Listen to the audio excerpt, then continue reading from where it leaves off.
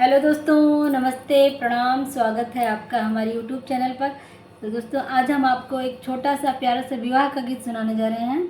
तो दोस्तों, please comment करके बताइएगा गीत कैसा लगा आपको। चलिए गीत शुरू करते हैं। सुतला बेटी हाई ठानी के आरज करे, सुना पापा अरज हमरे रे ललनावा।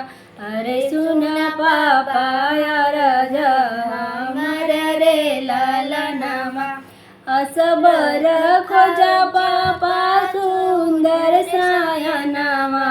अरे जैसे ही गोबिया के कान रे ललनामा।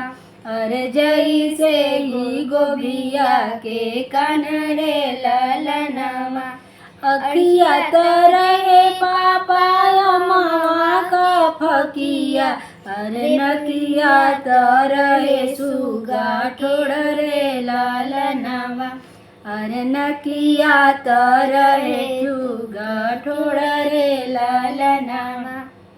इतना वचन सुनी पापा मूर जइले। अरे तोरा बराम से ना खो जाई रे ललनामा। अरे तोरा बराम से ना खो जाई रे ललनामा। तोरा बर खोजिए बेटी तोरा चाचा। अरे तोरा बराम से ना खो जाई रे ललनामा। अरे तोरा बराम से ना खो जाई रे ललनामा। सुतल बेटी आई ठानी के अरज कर, सुना पापा अरज मर रे ललना।